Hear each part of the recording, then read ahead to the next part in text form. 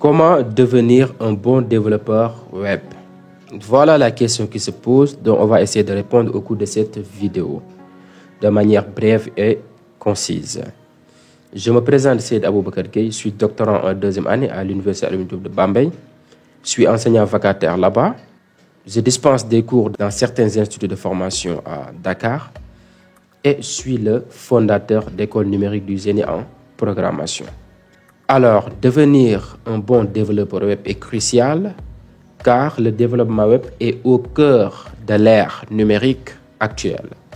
Les sites web, les applications web, les services en ligne sont omniprésents presque dans tous les aspects de notre vie quotidienne.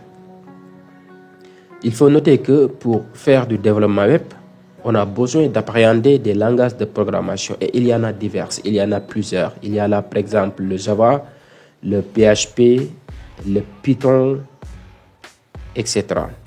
Donc il y en a divers langages de programmation qui nous permettent tout simplement, de faire du développement web. Et bien là, pour être développeur web, on n'a pas besoin d'appréhender tous ces langages de programmation-là. D'ailleurs, même c'est impossible. Donc la meilleure manière, c'est tout simplement de vous spécialiser dans 2 au maximum de ces langages de programmation. Pourquoi je dis 2? Parce que tout simplement, il y a des langages de programmation au côté front-end et il y en a d'autres au côté back-end. Voyez. Donc là, maîtriser 2 langages de programmation, c'est-à-dire maîtriser un langage de programmation pour gérer le côté back-end et un autre pour gérer le côté front-end et d'essayer d'y exceller au maximum. C'est ça en fait l'utilité de la spécialisation. C'est d'essayer d'exceller dans un domaine précis. Autrement dit, dans un langage de programmation précis, au lieu d'avoir des bases partout. Pour réussir, il faut tout simplement se spécialiser. C'est très important. Donc, choisissez un langage ou bien 2 langages de programmation qui vous plaisent, avec lesquels vous êtes très à l'aise, oui, que vous pourrez appréhender facilement. Et après, ateliez-vous dedans pour exceller, pour connaître le maximum. Certes, vous ne pourrez pas tout appréhender. Dans un langage de programmation, on ne peut pas tout comprendre, on ne peut pas tout appréhender d'un coup, non. Mais quand même savoir l'essentiel, l'importance. Voilà. Et notez très bien que là, on ne crée pas des applications web directement à travers un langage de programmation. Non, on va utiliser ce qu'on appelle des frameworks. Donc, une fois choisir vos 2 langages de programmation, comme par exemple le PHP et le JavaScript, voilà, ou bien le Java et le JavaScript. C'est à vous de choisir. Supposons que vous choisissez le PHP et le JavaScript. Donc, il faut essayer d'avoir les bases, les fondamentaux de ces 2 langages-là de programmation. Donc, une fois appréhender les bases, et bien là, orientez-vous vers l'apprentissage des frameworks de chaque langage.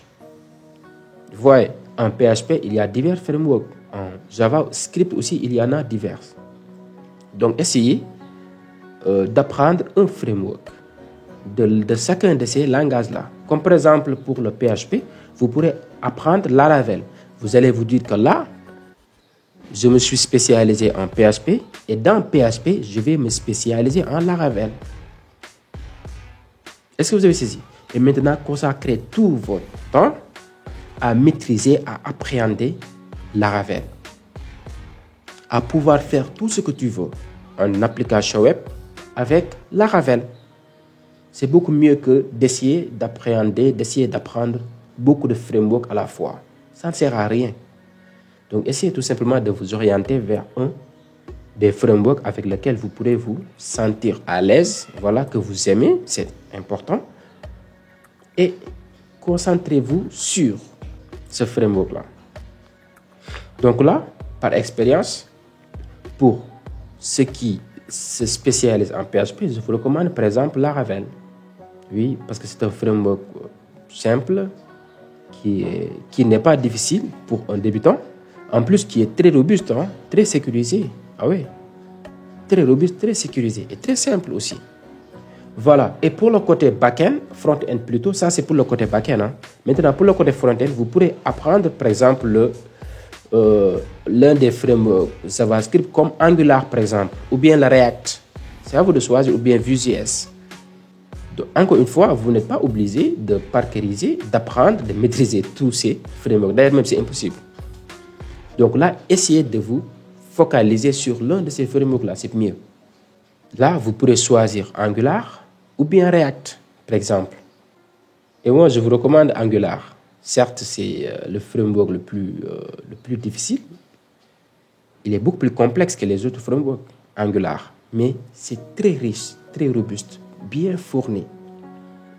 Donc, si vous avez de bons cours sur Angular, eh bien, choisissez-le. Je vous garantis que ça vous suffit. Et en plus, sur le côté marché, il est très, très, très recherché. Sur le côté marché, Angular est très, très recherché. La majorité des entreprises utilisent Angular. Donc là, par exemple, vous avez choisi Laravel pour le côté back-end et Angular pour le côté front-end. Et maintenant, c'est à vous d'y exceller, de vous y atteler.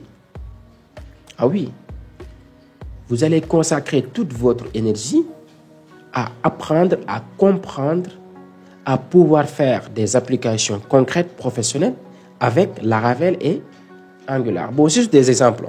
C'est juste des exemples que je vous donne, Laravel et Angular. Vous pourrez choisir ce que vous voulez. C'est à vous de choisir. Vous avez saisi?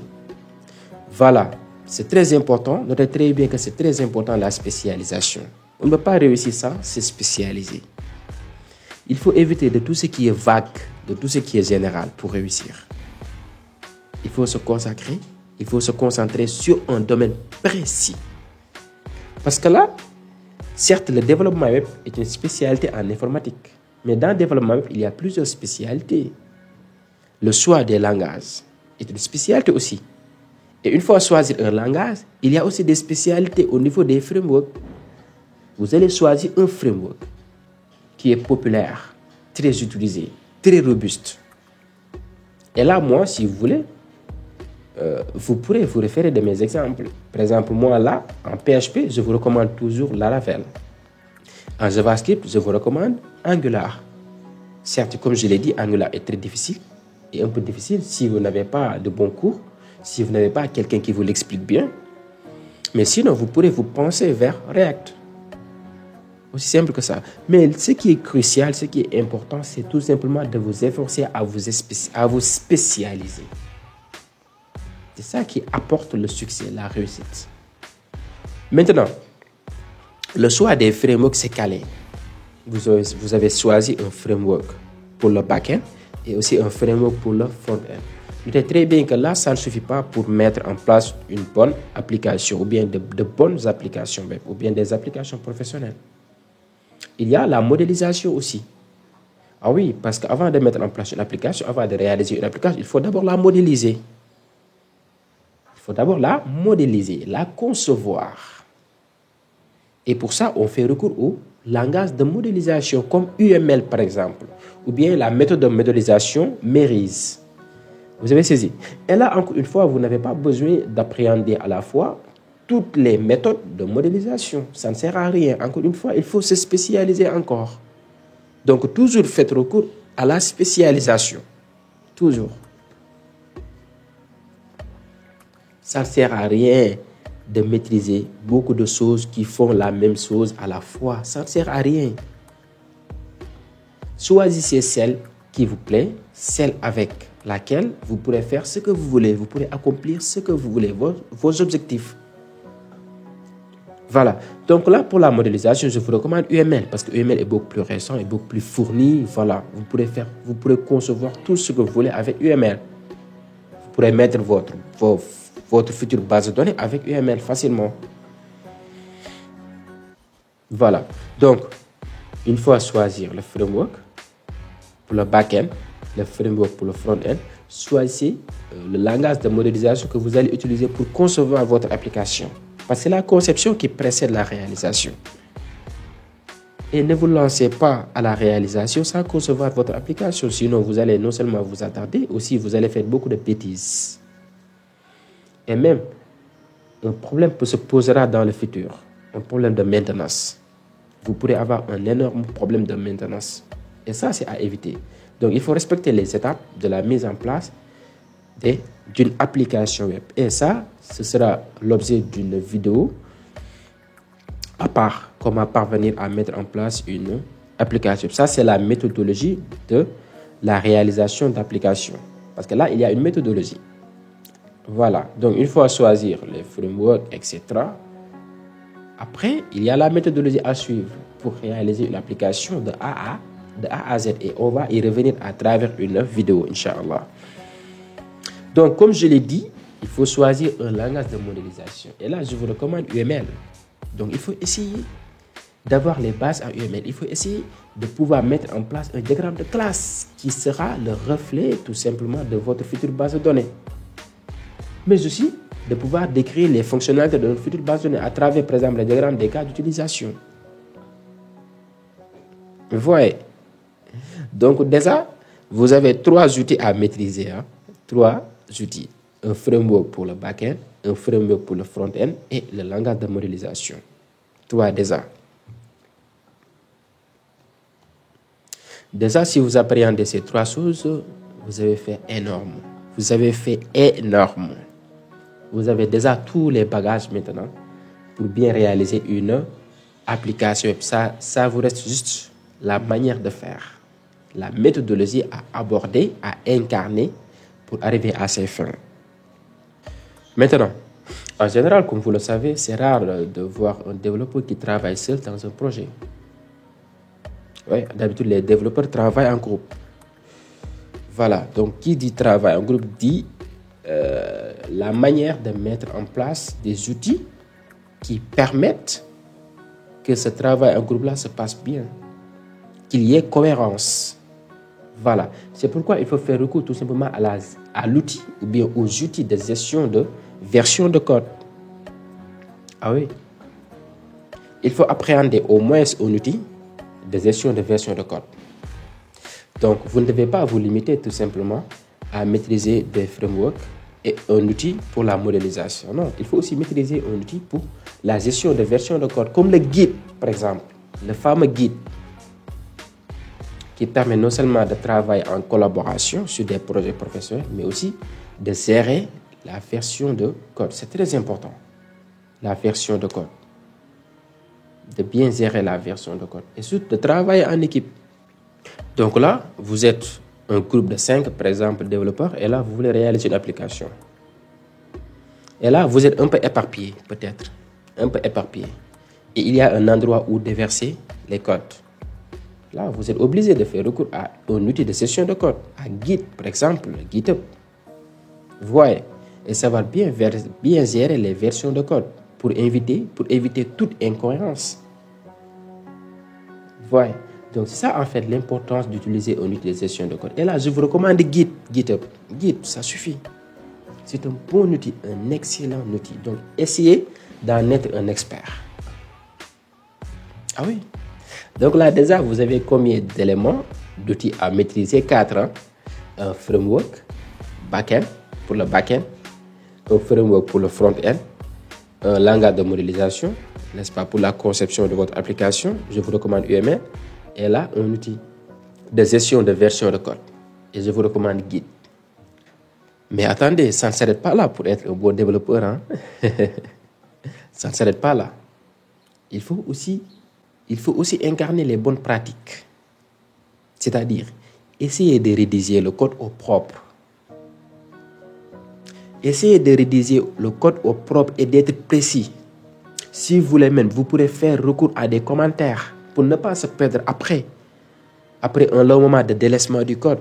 Si vous voulez, par exemple, après mettre à jour, effectuer de la maintenance de votre application, là, vous allez obliger de revenir sur le code. Et le fait d'incarner de bonnes pratiques vous permettrez de ne pas vous perdre. Est-ce que vous avez saisi? Donc, il faut prendre votre temps. Ne vous précipitez pas. Non, prenez votre temps. Ne vous contentez pas seulement que ça marche. Comme le font beaucoup de développeurs. S'il code et s'il exécute et il voit que ça marche, eh bien, pour lui, tout est OK, quoi. Il passe à autre chose. Non. Ça, c'est une habitude de débutant qui se contente à ce que ça marche. Non, ça ne suffit pas que ça marche. Le plus important, c'est la manière qui entraîne cette fonctionnalité-là, qui entraîne que ça marche. C'est la manière de faire. Parce que là, on pense en fait à la maintenance. Ah oui, on pense à la maintenance. Attention, une bonne application doit être maintenable, optimisée, etc. Je vais vous signaler après, dans une vidéo, les caractéristiques d'une bonne application. Ce n'est pas le but de cette vidéo-là, d'accord? Donc, il ne faut pas se contenter que ça marche bien, que tout fonctionne. Ça, c'est pour les débutants. Voilà. Donc, il faut bien mettre les codes au propre. Oui. Facile à lire, très parlant. Apporter des commentaires utiles.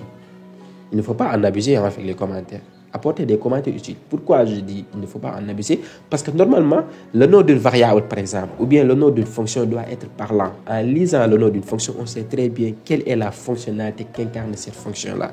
Quel est le rôle de cette fonction-là? Qu'est-ce que la fonction applique? Quel est son but, son rôle? Maintenant, récapitulons un peu depuis le début. Donc, j'avais dit, il faut avoir un framework pour le back-end et un framework pour le front-end. N'est-ce pas? Après, un outil de modélisation, de conception. Après, il faut utiliser un outil de gestion de version de code. Après, il faut incarner de bonnes pratiques. On ne rédige pas du code comme on veut. Non, il faut être propre, il faut être clean. Pour se retrouver après facilement, après un long moment de délaissement du code. C'est saisi. Pour la maintenance. Parce que le succès d'une application réside dans le fait de pouvoir la maintenir facilement.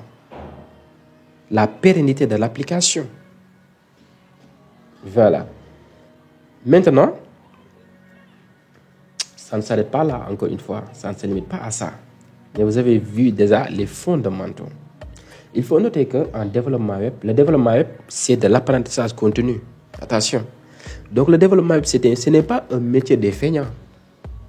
Ça, je vous le dis, je vous avertis. Ce n'est pas un métier des feignants. Parce que là, les technologies évoluent vite. Et vous devez vous évoluer proportionnellement aux technologies. Voilà. Donc, il faut être toujours à jour. Il faut être à jour, toujours. Être à l'actualité de l'évolution des technologies. Ah oui.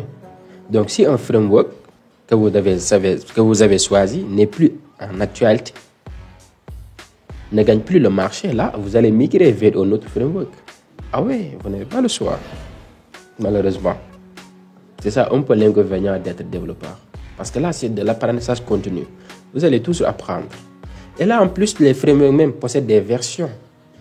Et chaque version apporte des améliorations. Vous devez être au courant des nouvelles versions. Ce que les nouvelles versions apportent. Est-ce que vous avez saisi? Donc, tout le temps, vous allez faire des upgrades. Upgrade, oui. C'est pourquoi j'ai toujours insisté sur la spécialisation. La spécialisation, ce n'est pas pour rien que j'y insiste. Il faut à tout prix vous spécialiser. Délaissez le fait de pouvoir tout apprendre, tout découvrir. Ça ne sert à rien. Ça ne sert à rien. Donc, il faut être à jour. Il faut être... il faut que l'évolution des technologies ne vous échappe pas. Est-ce que vous avez saisi? Et vous devez évoluer proportionnellement à cette évolution-là. D'accord. Et le dernier point, selon moi, pour être un bon développeur, parce que chacun peut-être à sa manière pour être un bon développeur. Mais moi, selon moi, pour être un bon développeur, voilà donc les points à mettre en pratique, à mettre en application. D'accord. Le dernier point, si je ne me trompe pas, c'est le 7e point. C'est le fait de savoir exploiter les documentations. C'est ça en fait la différence des développeurs. Les étudiants ont du mal à apprendre, à maîtriser, à fureter une documentation. C'est ça la différence des développeurs, surtout ceux qui sont au Sénégal là. Parce que tout simplement, les documentations d'habitude sont en anglais. Ah ouais. Les documentations sont en anglais. Et ici, les étudiants ont peur en fait de la documentation, ont peur de l'anglais, on peut dire. Mais ne vous inquiétez pas. Ne vous inquiétez pas. Moi, j'ai des astuces pour tout simplement contourner ce fléau-là, pour tout simplement contourner ces documentations en anglais-là. J'ai des astuces. J'ai deux astuces que je vais révéler peut-être dans une vidéo. N'est-ce pas? Donc, le dernier point à voir pour être un bon développeur, c'est le fait tout simplement de savoir exploiter les documentations. C'est ça, en fait, qui fait la différence des développeurs. Beaucoup de développeurs se contentent tout simplement aux cours donnés. Ils ne savent pas exploiter la documentation. Parce que tout simplement, la documentation est en anglais. Et les étudiants ont peur de l'anglais. Surtout les étudiants au Sénégal. Ils ont peur de l'anglais, quoi. Ils ne sont pas très à l'aise avec l'anglais. C'est pourquoi ils s'éloignent des documentations. Tu ne peux pas être un bon développeur sans savoir exploiter les documentations. Tout se réside dans les documentations. Ceux qui font leur cours là, eh bien, ils prennent inspiration des documentations. Mais ils ne vont pas vous livrer toute la documentation, c'est impossible. Donc, c'est à vous d'être curieux vis-à-vis de la documentation. Ne vous gênez pas par l'anglais. D'ailleurs, même j'ai des astuces pour appréhender n'importe quelle documentation en anglais. N'importe quelle documentation. Donc là, si vous savez ces astuces-là, je vous garantis que vous n'aurez même plus besoin de cours pour apprendre un framework ou bien un langage. Vous n'en aurez pas besoin.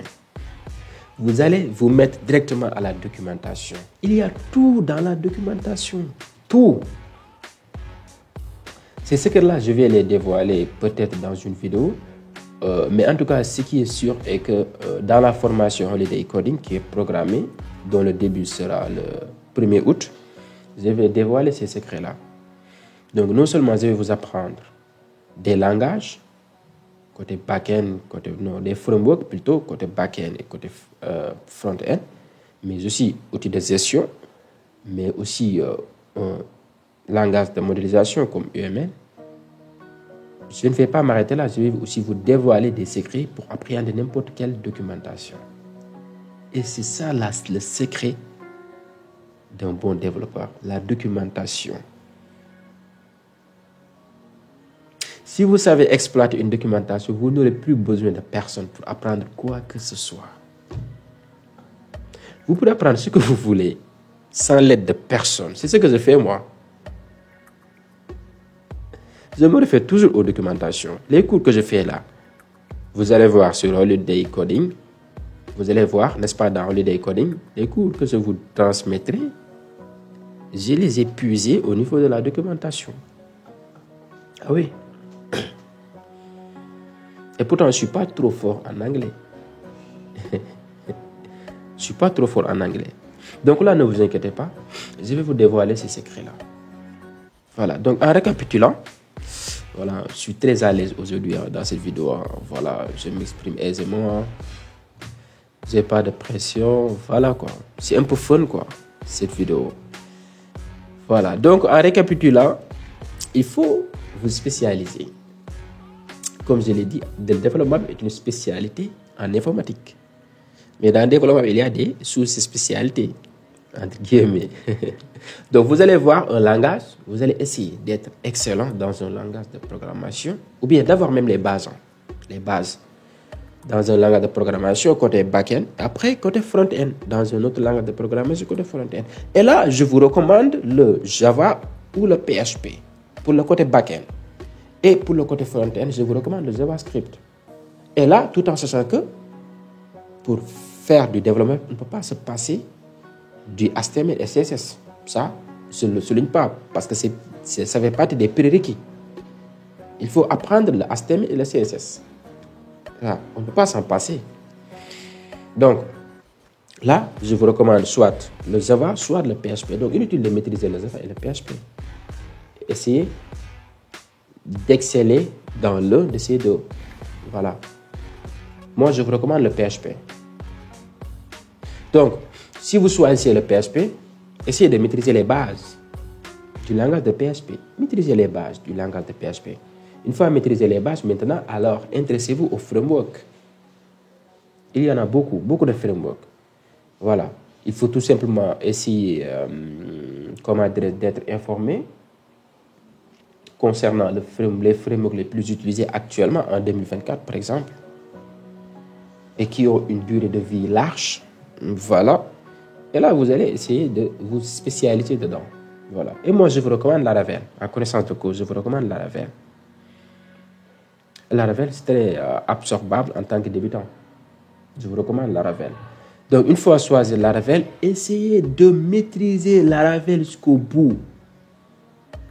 Et là, encore une fois, pour être développeur web, on n'a pas besoin de parkeriser, d'apprendre par cœur. Non, on n'apprend pas par cœur. Moi, je ne sais rien parkeriser par cœur. Hein. Je ne peux pas même parkeriser par cœur, j'ai du mal. Non, il faut avoir des sources. Des sources. Si on a besoin de mettre en place quelque chose, ce dont on a besoin, on sait l'endroit où aller le puiser. Aussi simple que ça. Donc, un bon développeur ne parkerise rien du tout. Et avec l'habitude, ou bien il parkerise automatiquement avec l'habitude. Automatiquement quoi. Il ne se fatigue pas à parkeriser. On ne parkerise rien parce que les choses déjà évoluent. Vous avez saisi. Donc, une fois choisi par exemple Laravel, il faut essayer d'y exceller. Oui, il faut essayer d'y exceller. Il faut trouver tous les moyens pour pouvoir faire des applications concrètes, professionnelles avec Laravel. Et là, pour le côté front-end, elle a noté très bien que aussi Laravel a prévu le côté front-end hein, avec Liveware là. C'est un truc de ouf. Le Liveware, c'est un truc de ouf. Je vous jure. Si vous appréhendez le Liveware, vous n'aurez même plus besoin de JavaScript. Vous allez mettre JavaScript de côté. Parce qu'on peut dire qu'il a déjà intégré JavaScript à travers sa propre langue, à travers le langage PHP. On fait tout avec le PHP. Et pourtant, si on fait le live, on a l'impression qu'on fait du JavaScript. C'est tellement génial. C'est pourquoi même dans Holiday Coding, je l'ai choisi. Je ne l'ai pas choisi par hasard, le live là, pour le côté, pour des interfaces graphiques. Je ne l'ai pas choisi pour rien. Donc, pour le langage côté backend, front-end plutôt, si vous savez choisir JavaScript, et là, essayez d'exceller dans l'un des frameworks de JavaScript. Par exemple, Angular ou bien React. Et là, si vous voulez maîtriser, si vous pouvez maîtriser Angular, je vous le recommande. Angular. Oh, rien n'est meilleur qu'Angular pour le côté front-end. Certes, il est complexe et c'est normal. Et c'est normal. Et c'est normal. Et Inch'Allah, je vais faire des cours gratuits sur Angular. Les bases d'Angular gratuits. Voilà, très compréhensible, Inch'Allah. Donc, c'est ça, une fois choisi votre framework, une fois choisi le framework pour le back-end et le framework pour le front-end, et là, orientez-vous à la modélisation. Choisissez UML, je vous recommande UML. Après, pour la gestion de version de code, choisissez Git, le GitHub. Voilà, et après, armez-vous de bonnes pratiques. Il faut être clean en programmation, il faut être propre en programmation, clean. Faites les choses de manière propre, de manière très, très, très claire. Bien choisir les noms de vos variables, les noms de vos méthodes, bien structurer le code, etc. Vous avez saisi. Et après, la dernière chose est tout simplement de faire le tout pour être à l'aise avec la documentation de votre framework, avec la documentation du framework que vous avez choisi. Toujours à l'aise. Et avant ça même, il faut tout simplement vous mettre dans la tête que le développement web, c'est un métier qui évolue. Oui, qui évolue avec les nouvelles technologies. Donc, il faut être toujours à jour. Voilà, toujours à jour, toujours à l'actualité. Ah oui. Si le framework passe d'une version à une autre, il faut essayer de comprendre, d'apprendre, de bien cerner les apports de cette nouvelle version-là. C'est très important. Voilà. Donc, pour ça aussi, il faut être à l'aise avec la documentation. Et comme c'est promis, je vous donnerai des astuces pour appréhender n'importe quelle documentation, malgré que vous êtes nul en anglais. D'accord? Donc, c'est ça en fait. C'est ça. C'est très simple. Ce n'est pas diabolique, vous voyez. Ce n'est pas diabolique. Donc, on n'a pas besoin d'apprendre des années et des années pour devenir développeur web. On n'en a pas besoin. Normalement, seulement un an suffit pour être un bon développeur web. En partant de zéro, seulement un an suffit. Si on sait comment on apprend. Seulement un an suffit. Hein. Seulement un an suffit. Seulement. C'est pourquoi même l'école numérique du jeune en programmation a programmé déjà une formation accélérée d'un an ferme. 12 mois. 12 mois pour devenir développeur web. Et là, on ne va pas vous apprendre seulement un framework ou bien deux frameworks. Un framework ou bien deux. Non. On va vous apprendre 2 ou 3 frameworks, par exemple. Après, vous allez choisir l'un de ces frameworks-là et essayer d'y exceller. Aussi simple que ça.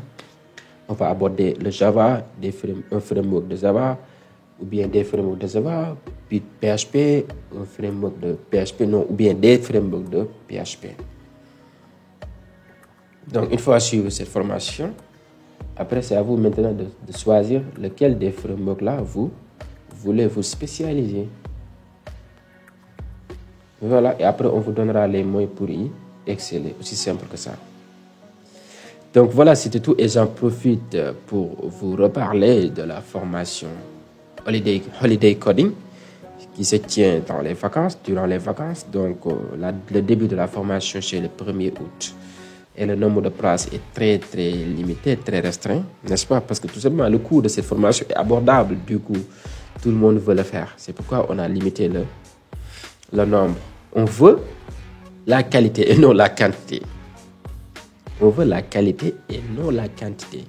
Donc, si vous êtes formé par NGP, vous serez garanti de devenir développeur, de devenir bon développeur web. C'est garanti. C'est ça, en fait, notre objectif. Donc, avec NGP, vos rêves de devenir développeur web deviendront réalité. Donc, on se dit à la prochaine vidéo. Peut-être on va faire une vidéo sur la méthodologie du développement web, oui, ou bien même sur l'importance de devenir développeur web. Bon, je sais pas, en tout cas, voilà, la prochaine vidéo tournera autour de cette thématique-là. Donc, merci de votre attention. Et là, n'hésitez pas de vous abonner. Hein, et n'hésitez pas de cliquer sur le pouce bleu là. Voilà, pour marquer des j'aime. Et si vous voulez intégrer notre groupe WhatsApp, il y a le lien en bas. Il y a le lien au niveau de la description. On se dit à la prochaine vidéo, Inch'Allah.